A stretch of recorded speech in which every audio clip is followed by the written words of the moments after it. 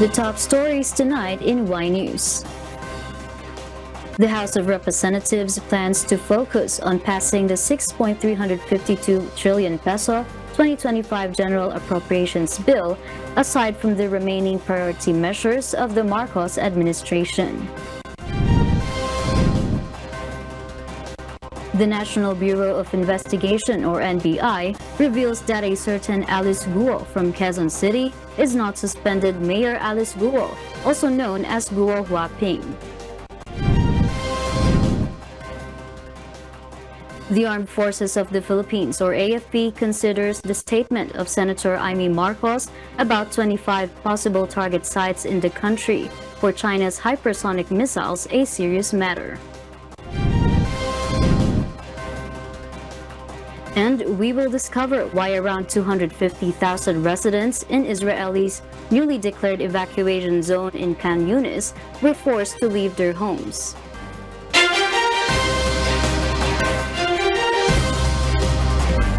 Good evening, Philippines and the world. Today is Wednesday, the 3rd of July, 2024. Join us in the next hour as we deliver today's top stories around the Philippines and in other parts of the world. We are also seen in 1,935 satellite monitoring centers nationwide and via live streaming worldwide through the UNTV News and Rescue social media channels. I am Mavian Dog.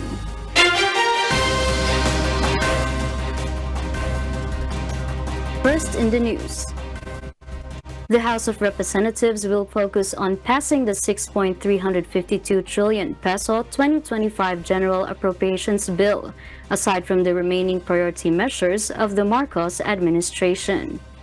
Meanwhile, the lower chamber of Congress is in the final stages of preparations for the Third State of the Nation Address, or SONA, of President Ferdinand Marcos Jr. The third SONA interagency meeting was held among the officials of the House, the Senate, and Malacanang. Rosalie Cos will tell us why.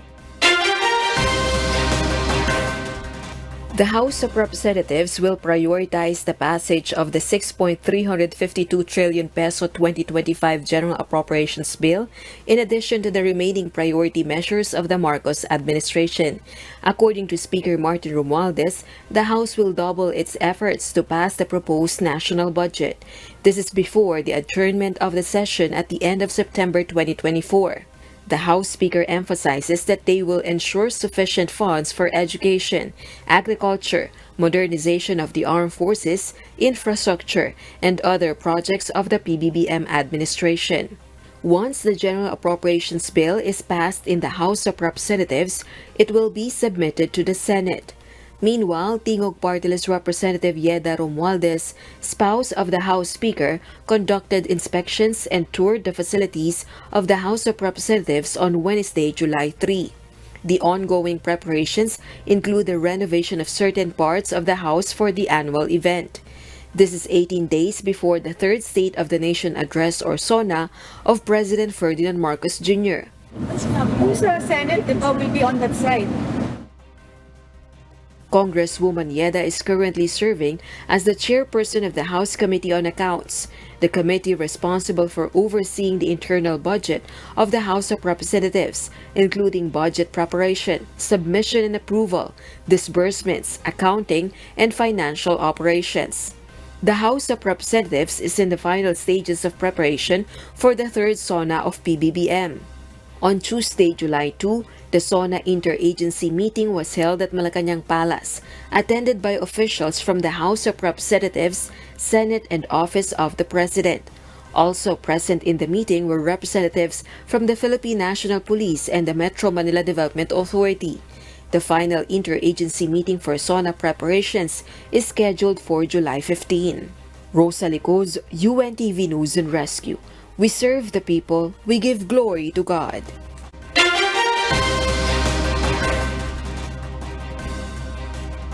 The National Bureau of Investigation, or NBI, disclosed Wednesday afternoon that a certain Alice Guo from Quezon City is not suspended Mayor Alice Guo, also known as Guo Huaping. This clarification comes after the release of fingerprint examination results. Dante Amento tells us why. In a fingerprint examination results released by the National Bureau of Investigation or NBI earlier today, July 3, NBI Director Jaime Santiago said that the fingerprint of a certain Alice Guo in Quezon City is not the same as suspended Bamban Tarlac Mayor Alice Guo or Guo Huaping.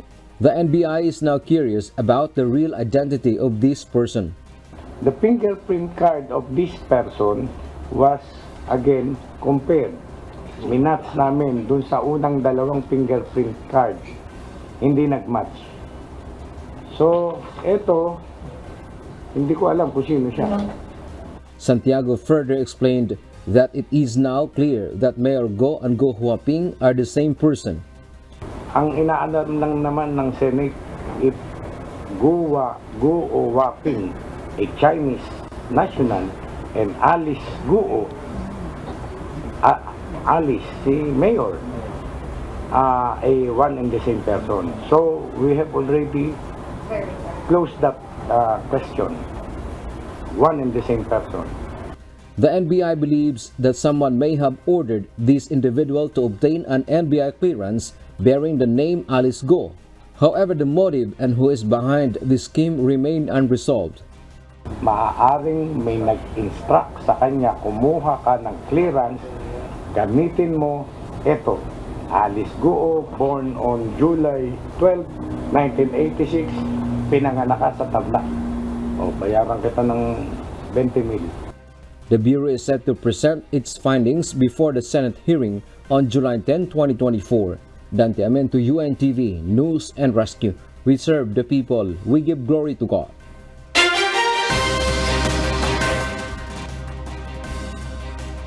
There is no need to change the foreign policy of the Marcos administration to resolve the issue in the West Philippine Sea. This is according to a political analyst amid China's continued harassment in the country's waters. Despite this, the Philippine government needs to take additional steps to resolve this issue with Beijing peacefully. Nel Maribohok reports. It is not necessary for the Philippines to change its policy or relationship with China amid the ongoing tension in the West Philippine Sea. According to political science professor and analyst Dennis Coronacion, the relationship between the Philippines and China is not that simple. There are many aspects included in the bilateral relations of the two countries, including trade and investment, which the Philippine government cannot ignore. Kapagayan ngayon, may problema tayo with in terms of, sinabi mo, geopolitical issue on the West Philippine Sea. So, does it mean na hindi na mag-invest sa atin ng China o kaya puputulin na yung economic relations ng China sa Pilipinas? Well, ang sagot ko doon, tingin ko hindi. Kasi nga, hindi naman ganun kasimple yung ugnayan ng dalawang bansa. Meron pa yung ibang aspeto. Oo. Pero I'm not saying na hindi maapektuhan yung economic natin, yung goal ng current administration to increase or to sustain economic growth. To resolve the issue in the West Philippine Sea peacefully, according to Professor Coronacion, the government should increase its back channel or diplomatic channels with China. Kung meron man ako isa-suggest, is dagdagan lang yung mga back channels. Okay. Oo. Yung diplomatic channels. Kasi pwede namang, hindi naman porket nagkakaroon ng mga skirmishes. Okay, may mga ganyang incidents sa West Philippine Sea. Hindi na natin pwede i-explore yung back channel, for example, o diplomacy. In fact, all the more na importante yan eh. The meeting on the Philippines-China bilateral consultation mechanism on the South China Sea is currently ongoing. This is a way for both countries to discuss the issue in the West Philippine Sea. Nel Maribuho, UNTV News and Rescue. We serve the people, we give glory to God.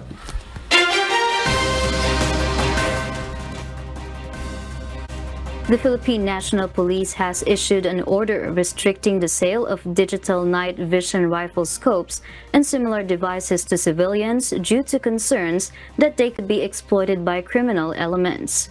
According to Police Lieutenant Colonel Yudisan Gultiano, spokesperson for the PNP Civil Security Group, the directive mandates firearms importers and dealers to limit the selling, distribution, and marketing of these scopes exclusively to members of the Armed Forces of the Philippines, PNP, and other law enforcement agencies.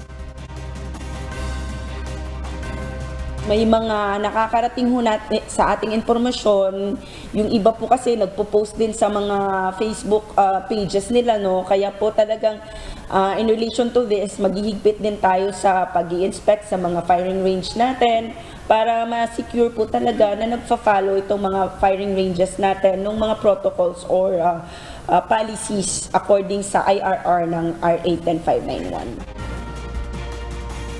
Lieutenant Colonel Gultiano strongly advised the public against purchasing or acquiring digital night vision rifle scopes and similar devices. She emphasized the danger posed if these devices fall into the hands of irresponsible civilians or lawless elements. The PNP CSG's prohibition on selling military-grade digital night vision rifle scopes follows reports of civilians allegedly purchasing and even publicizing these items on social media, prompting concerns about potential misuse. Kapag itong mga accessories na to ay mapupunta sa mga civilians or not trained, maaari pong makompromise yung security and public safety. That's why po sa ngayon, nire-regulate po natin yung pagbebenta at pag-distribute nito sa AFP lang and PNP and other law enforcement agencies. Magkakaroon po ng inspection, magkakaroon din po ng mahigpit na regulation sa mga dealers natin. And definitely, kapag may mga dealers na ma-found out na may mga ganitong na nagbebenta ng mga regulated accessories, firearms accessories, maging ground ito for cancellation, revocation ng kanilang mga dealership license.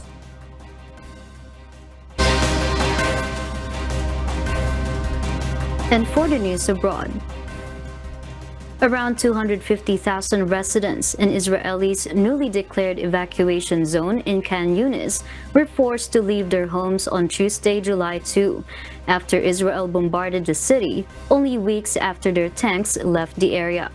Some residents have just returned from Rafah, where they were displaced a few weeks ago when the new evacuation order was issued, causing panic to these people who have already been displaced multiple times.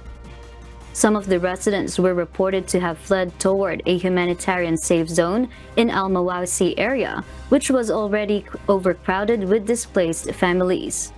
The United Nations Relief and Works Agency for Palestinian Refugees in the Near East, or UNRWA, reports that due to the lack of space to build tents, with no water, sanitary devices, and other infrastructure, people are forced to spend their nights in vehicles or on their donkey carts. United Nations Humanitarian Coordinator for Gaza, Sigrid Kaag, told the UN Security Council that around 80% of the population, or 1.9 million people, has now been displaced.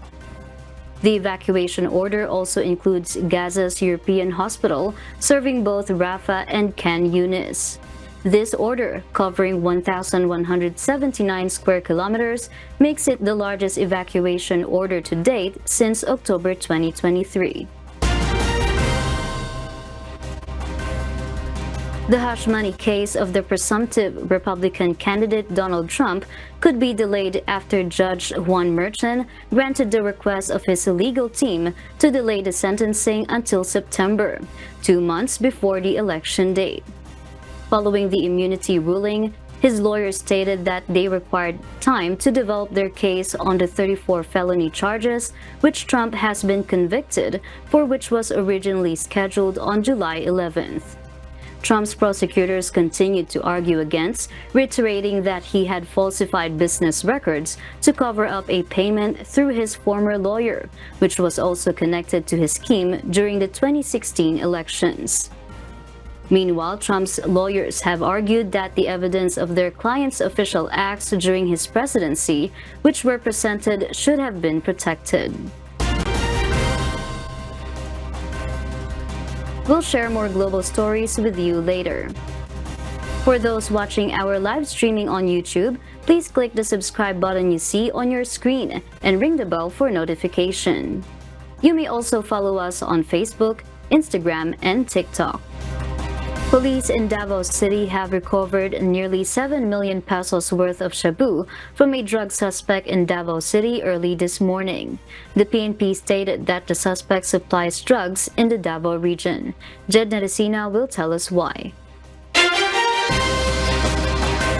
Davao City Police Station 8 recovered 6.9 million pesos worth of shabu from the house of a drug suspect in NHA Village, Barangay Maa, Davao City at 3:15 in the morning this Wednesday, July 3. The suspect, identified as a business known as alias Jose. Last Monday, July 1, the suspect was arrested at a joint checkpoint in Barangay Sirawan in Turil for illegal drugs and illegal possession of firearm. Nai-reveal niya na meron siyang tinatago na higit kumulang na 1 kilo. 7 million na almost. Dinideliver niya. Ano niya yan? Order sa kanya. Nag-transport siya. His companion and live-in partner were also arrested for illegal drugs. According to the authorities, while in a police custody, the suspect admitted that he had a shabu kept in his house. Upon verification, the police recovered shabu packed in a transparent plastic bag and tightly wrapped in packaging tape. The PNP added that the suspect is a drug supplier that has been supplying in the Davao region. He also tested positive for illegal drug use. The shabu originated from Manila and was transported by land to Cagayan de Oro City, where the suspect picked it up before bringing it to Davao City. Galing Manila, meron siyang boss na natawagan, then pick upin niya yan doon sa Cagayan. Mga ano na yan, order na. Babahagi-bahagi niya na. Malaki yan. Kaya yung nasa bahay niya, i-deliver niya rin yun. The suspect will be charged under the Dangerous Drugs Act of 2002 for distributing illegal drugs and the Comprehensive Firearms and Ammunition Regulation Act. The PNP is investigating the source of the drugs and the buyer. Jed Neresina, UNTV News and Rescue. We serve the people. We give glory to God.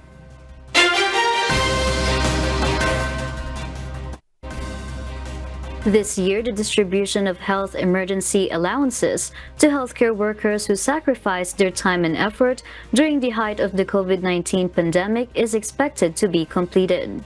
According to Department of Health Secretary Teodoro Herbosa, it is crucial to care for and provide benefits to healthcare workers, especially since many have left to work abroad. Gladys Tuabi will tell us why. Health Secretary Teodoro Herbosa revealed that there is still a backlog of 20 billion pesos in health emergency allowances yet to be disbursed to healthcare workers who served during the peak of the COVID-19 pandemic. He emphasized that completing the distribution of these spending allowances is a top priority for the Department of Health this year. Secretary Herbosa stressed the importance of advocating for the rights and welfare of healthcare workers. Nag-aalisan yung ating healthcare workers eh. Alam mo, RJ, dapat alagaan ko sila. Dapat bigyan ko sila ng housing, bigyan ko sila ng health benefits. Yung ibang health worker natin pumipila sa MAIP, yung medical assistance for indigent patients. He has suggested that additional benefits should be provided to discourage them from seeking employment overseas. So yan, naaprubahan na rin ng DBM yan. Merong additional 5,000 na pwedeng mag-enroll ng additional HMO. So other than PhilHealth, pwede ka pang kumuha ng private, may subsidy yan na binibigay ang national government. Lahat ng government workers, pati healthcare workers, may additional money to get additional HMO. Kasi kung PhilHealth lang, parang mga 30% lang nun ang nababayaran sa ospital, maglalabas ka pa ng out of pocket. In another initiative, Secretary Herbosa proposed renaming the agency to the Department of Health and Wellness. Kasi dito sa universal healthcare, pinupush namin ang primary care. Yung primary care, yung i-maintain mo yung wellness mo, hindi yung may sakit ka, pupunta ka emergency room. So ang idea nito is ma-promote yung being healthy and well. Kasi pag health tayo, illness lagi ang pinag-iisipan. So ang problema sa pagpalit ng pangalan, RJ, mahal yan. Gastos yan. Secretary Herbosa has mentioned ongoing studies regarding this proposal. highlighting the potential additional costs involved. Instead, he suggested prioritizing the allocation of funds towards addressing other pressing health issues, such as dengue prevention. Gladys Tuwabi, UNTV News and Rescue. We serve the people, we give glory to God.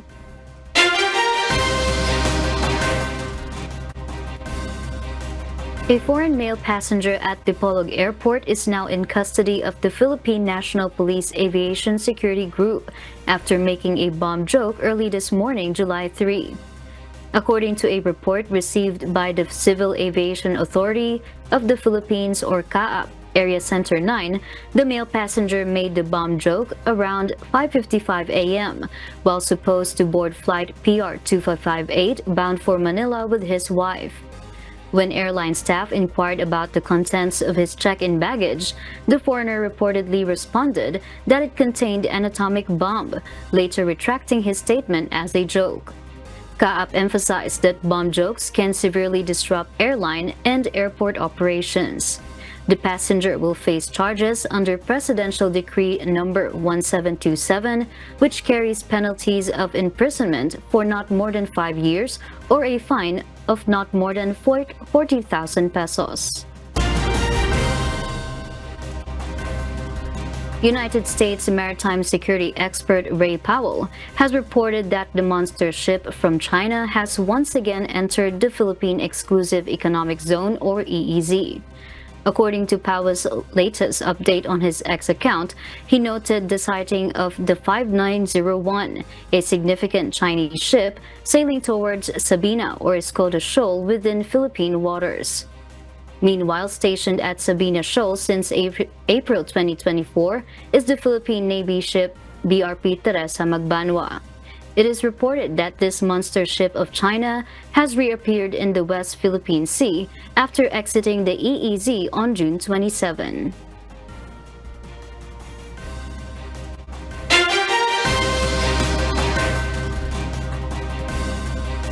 And in other global news, gas emissions produced by tech company Google saw an increase in 2023 and cited AI as a key factor responsible.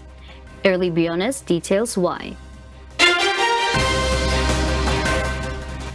In their yearly environmental report, Google stated that the company saw a 13% increase in gas emissions in 2023 from the year before, opposite of their campaign to become net zero by 2030. In 2019, the tech giant committed on achieving net zero emissions by opting to use clean and carbon-free energy. However, as of 2023, emissions have risen to 48% since they announced their goal. Google cited that artificial intelligence plays a major role in this increase due to its huge electricity demands on Google's data centers, using around 25,000 gigawatt hours in 2023. Google's Chief Sustainability Officer Kate Brandt said that their aim to achieve net zero was very ambitious and will include a lot of uncertainty with regards to the environmental impact of AI in the future. Meanwhile, Google also saw an increase in use of renewable energy, with 64% of energy used in its data centers and offices being carbon-free. Early Briones, UNTV News and Rescue. We serve the people, we give glory to God.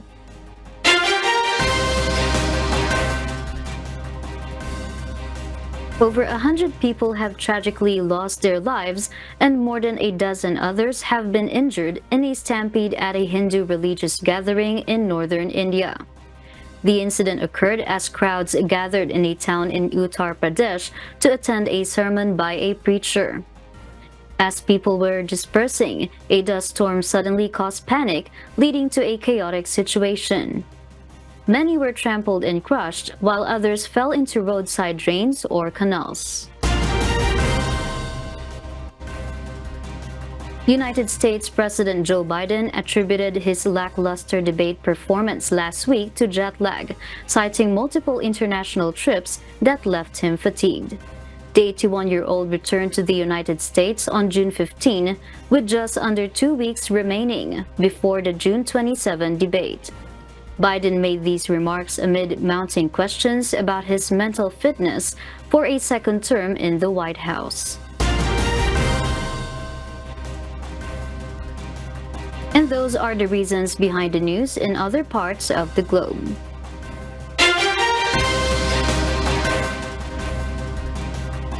Senator Sherwin Gatchalian revealed on Wednesday, July 3, that Wesley Leal Guo, brother of suspended Bamban Tarlac Mayor Alice Guo, is actually Chinese national Guo Xiangdan. This revelation came after the National Bureau of Investigation, or NBI, confirmed that Alice Guo's brother shares the same fingerprints as Chinese national Guo Xiangdan. According to the senator, Guo Xiangdan arrived in the Philippines in 1999 and was listed as the dependent son of Lin Wenyi, who was registered as the mother of Guo Huaping in her Special Investors Resident Visa, or SIRV. The NBI has already verified that Guo Huaping and Mayor Alice Guo are indeed the same person. Gatchalian emphasized that this situation highlights how the late registration process was allegedly manipulated by the Guo family to falsely claim Filipino citizenship. He also urged authorities to continue investigating the existence of two individuals named Alice Guo, underscoring the need for clarity and accountability in this matter. The Armed Forces of the Philippines, or AFP, considers Senator Amy Marcos's statement about 25 possible target sites in the country for China's hypersonic missiles a serious matter. This concern arises due to the presence of Enhanced Defense Cooperation Agreement, or EDCA sites, and the situation in the West Philippine Sea. According to AFP spokesperson Colonel Francel Padilla, they are prepared to engage with Senator Marcos to obtain details and take appropriate actions to ensure the country's security. In a video on her Facebook page, the senator mentioned seeing China's plans to use hypersonic missiles amid tensions in the West Philippine Sea. She emphasized that if China were to attack, it wouldn't send ground troops, but rather employ air warfare. The Coordinating Council of Private Educational Associations of the Philippines, or COCOPEA, has stated that some private schools are seeking tuition increases for the academic year 2024 to 2025. The average tuition increase sought by basic education in higher education schools ranges from 3% to 12%. Jed Neresina details why. Some private schools from basic to higher education have applied to increase the tuition fee in the next school year, according to the Coordinating Council of Private Educational Associations of the Philippines, or COCOPEA. The group confirmed that the tuition fee hikes of other private schools are long overdue, having last applied before the pandemic. COCOPEA's legal counsel attorney Christine Carmina Manaog explained that this is a response to inflation and economic difficulties. Therefore, the tuition hike of 3% to 12%, depending on the region or area in the country, cannot be avoided. The teachers and school employees also rely on the schools for their daily living. So, if hindi kami mag-a-adjust, if hindi mag-a-adjust ng schools, mapapag-iwanan yung salaries ng ating mga school employees, and sila rin mismo hindi makakatustos ng kanilang pang-araw-araw na gastusin. Attorney Manaog added that schools need to increase tuition fees to meet their operational expenses, since only 30% goes to the school and 70% of the additional tuition fee goes to teachers' salaries. She expressed hope that the requests of private schools have been approved or are currently under review. By this time, we are hoping that the applications have been processed and a decision on the applications have been made, kasi malapit enrollment season na, malapit na yung opening of classes. So I think may mga ilang schools na tayo, or maraming schools na ang naka-receive ng feedback or decision from either CHED or DepEd. Private schools assured that the tuition fee hike will benefit students through higher quality services, especially in teaching. Jed Neresina, UNTV News and Rescue. We serve the people, we give glory to God.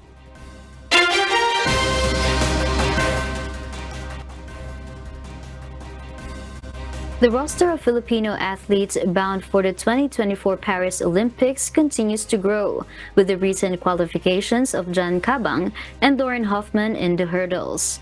This morning, Philippine Athletics made the announcement after World Athletics released the list of athletes who secured spots in the Olympics through automatic qualification and rankings. At 22 years old, Jan Cabang holds the 23rd spot in the world rankings for the men's 110-meter hurdles. Meanwhile, Lauren Hoffman ranks 41st in the women's 400-meter hurdles. With these additions, the Philippines now boasts a total of 22 athletes set to compete in the Olympics. This marks the highest number in the past 3 decades since the 1992 Barcelona Olympics, where 26 athletes represented Team Philippines.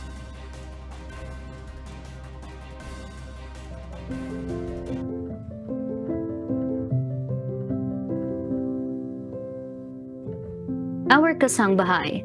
As the world faces these trying times amid the various challenges and uncertainties, we are inviting everyone to join the global prayer for humanity. Good day. I'm Brother Alice of the members of the Church of God International. I want to invite you to join us in a minute of prayer every day to pray for humanity and the whole world as we go through these perilous times.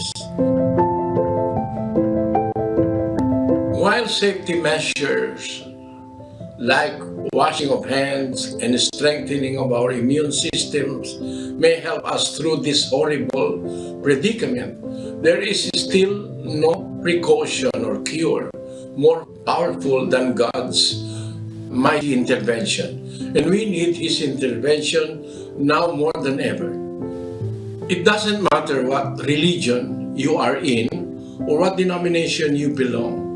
This is an invitation for all the people around the world who cares for the future of their family, friends, loved ones, and humanity as a whole. Everybody is welcome to pray with us.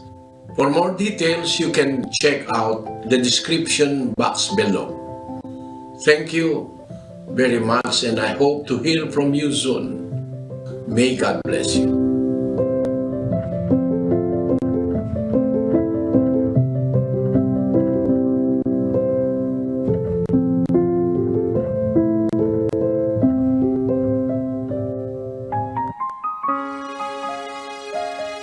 Before we close, we will leave you with the word giving glory to God. From the book of 1 Corinthians chapter 2 verse 16, it says, "For who hath known the mind of the Lord, that he may instruct him? But we have the mind of Christ."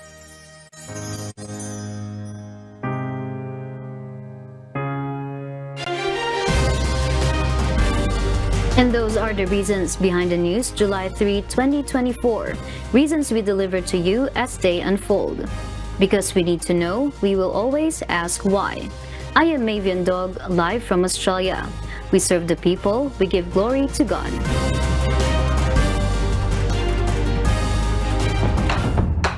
The fingerprint card of this person was again compared. Minats namin dun sa unang dalawang fingerprint card, hindi nagmatch.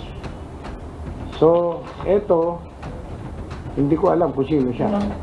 Ang inaalam lang naman ng Senate, if Guo Waping, a Chinese national, and Alice Guo, Alice, si Mayor, a one and the same person. So, we have already close that question. One and the same person. Maaaring may nag-instruct sa kanya, kumuha ka ng clearance, gamitin mo ito. Alice Guo, born on July 12, 1986, pinanganak ka sa tabla. O, bayaran kita ng 20 mil. Kagaya ngayon, may problema tayo with in terms of, yan, sinabi mo, geopolitical issue on the West Philippine Sea. So, does it mean na hindi na mag-invest sa atin ng China o kaya puputulin na yung economic relations ng China sa Pilipinas? Well, ang sagot ko doon, tingin ko hindi. Kasi nga, hindi naman ganun kasimple yung ugnayan ng dalawang bansa. Meron pa yung ibang aspeto.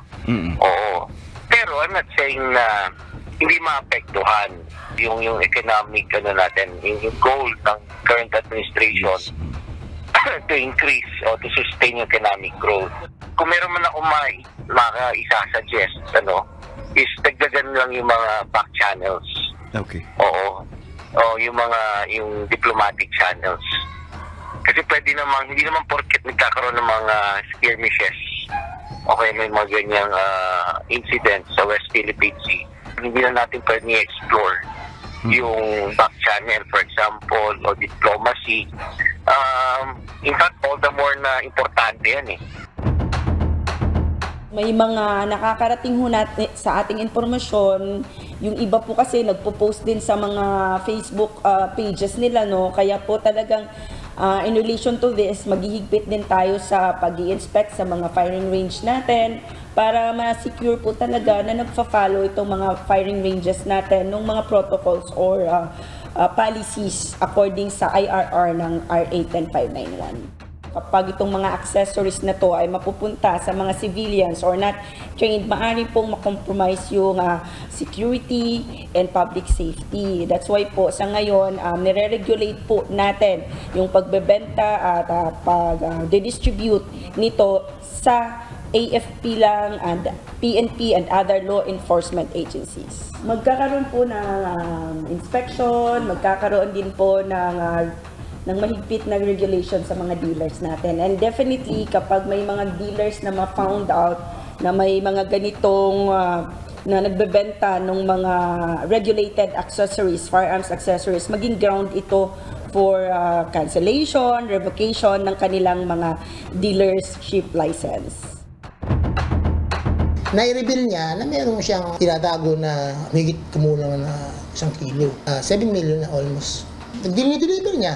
Ano niya yan, order sa kanya. Nag-transport siya. Galing Manila, meron siyang boss na natawagan, then pick upin niya yan doon sa Cagayan. Mga na yan, order na. Babahagi-bahagi niya na. Malaki yan. Kaya yung nasa bahay niya, i-deliver niya rin yun. Nag-aalisan yung ating healthcare workers. Alam mo, RJ, dapat alagaan ko sila. Dapat bigyan pa sila ng housing, bigyan pa sila ng health benefits. Yung ibang health worker natin pumipila sa sa MAIP, yung medical assistance for indigent patient. So yan, naaprubahan na rin ng DBM yan. Merong additional 5,000 na pwedeng mag-enroll ng additional HMO. So other than PhilHealth, pwede ka pang kumuha ng private, may subsidy yan na binibigay ang national government. Lahat ng government workers, pati healthcare workers, may additional money to get additional HMO. Kasi kung PhilHealth lang, parang mga 30% lang nun ang nababayaran sa ospital, maglalabas ka pa ng out of pocket. Kasi dito sa universal healthcare, pinupush namin ang primary care. Yung primary care, yung i-maintain mo yung wellness mo, hindi yung may sakit ka, pupunta ka emergency room. So ang idea nito is ma-promote yung being healthy and well. Kasi pag health tayo, illness lagi ang pinag-iisipan. So ang problema sa pagpalit ng pangalan, RJ, mahal yan. Gastos yan. The teachers and school employees also rely on the schools for their daily living. So, if hindi kami mag-a-adjust, if hindi mag-a-adjust ng schools, mapapag-iwanan yung salaries ng ating mga school employees and sila rin mismo hindi makakatustos ng kanilang pang-araw-araw na gastusin. By this time, we are hoping that the applications have been processed and a decision on the applications have been made kasi malapit enrollment season na, malapit na yung opening of classes. So I think may mga ilang schools na tayo or maraming schools na ang naka-receive ng feedback or decision from either CHED or DepEd.